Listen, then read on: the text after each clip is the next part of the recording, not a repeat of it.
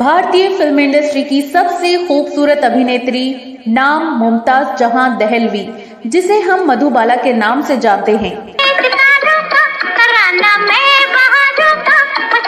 जन्म 14 फरवरी सन 1933 दिल्ली में हुआ। उनके वालिद दरअसल पख्तूनी थे और ताल्लुक रखते थे सवाबी जिले से।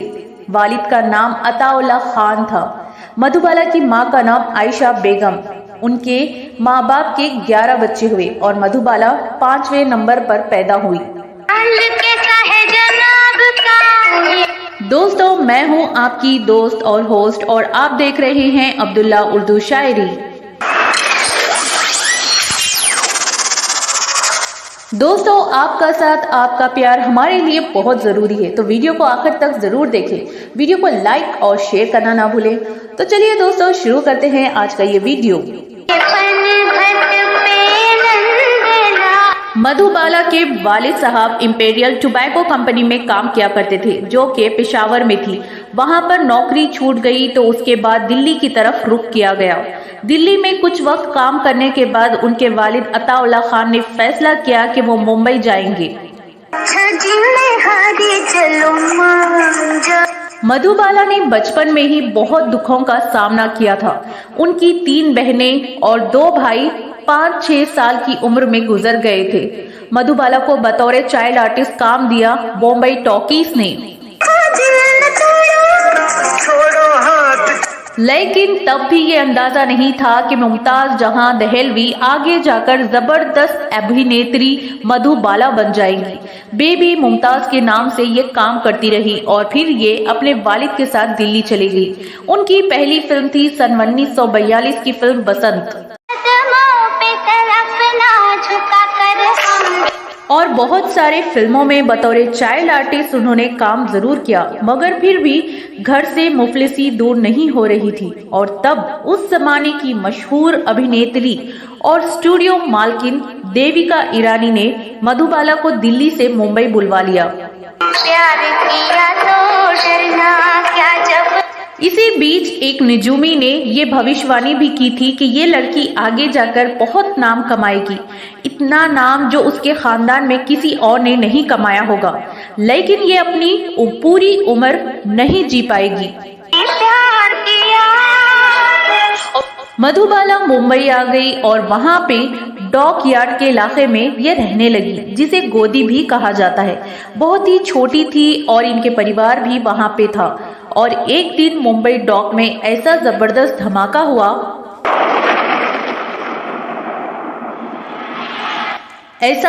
हुआ कि सारी बस्ती में आग लग गई, सारे घर उजड़ गए, बहुत से लोगों की जानें गई।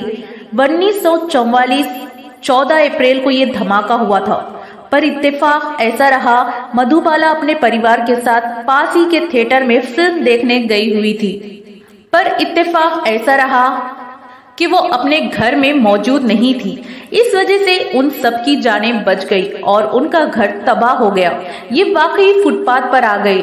तब उनकी क्लासमेट ने उन्हें सहारा दिया और उनके परिवार को अपने घर में रख लिया। मधुबाला वहां रही जरूर, लेकिन इसी बीच उन्हें बतौर हीरोइन भी काम मिलने लगा था।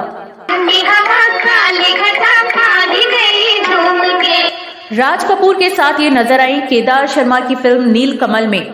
तब इनकी उम्र मात्र 14 बरस की थी।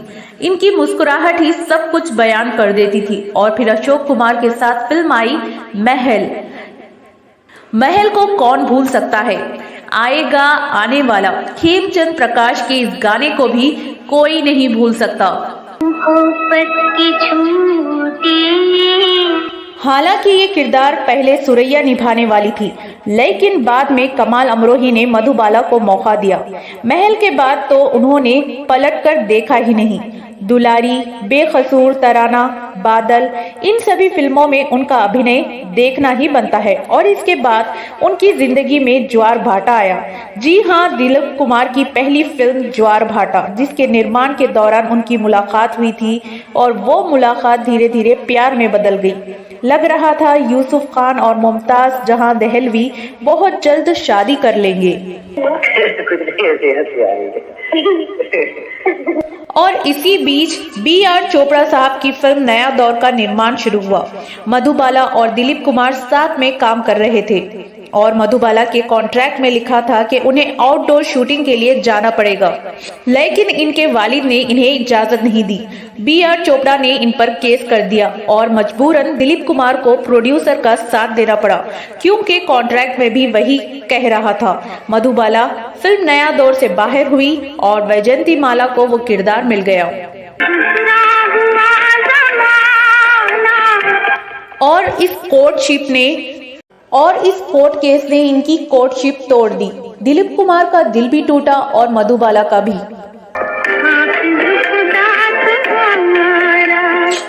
फिल्म चलती का नाम गाड़ी में इनकी केमिस्ट्री देखने की बनती है, पर चूंकि मधुबाला बहुत बीमार रहती थी तो उनके वालिद अताउल्ला खान ने कहा था कि किशोर कुमार पहले इसका इलाज हो जाए फिर शादी करना। किशोर दा ने कहा कि शादी करेंगे और फिर इसे इलाज के लिए लंदन ले जाऊंगा। लंदन भी गए, थोड़ी सी सेहत भी सुधरी और उसके बाद मधुबाला ने सोचा कि दोबारा फिल्मों में काम करेंगे।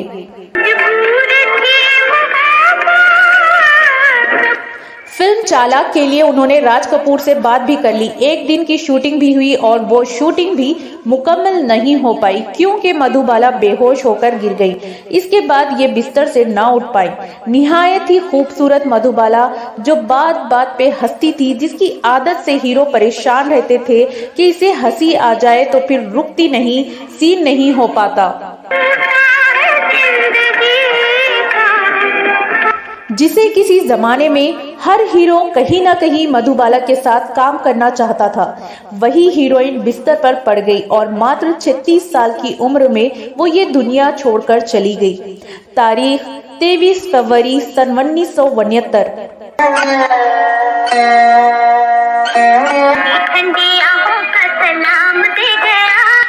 यकीनन भारतीय सिनेमा के इतिहास में मधुबाला जैसी अभिनेत्री न थी और न होगी।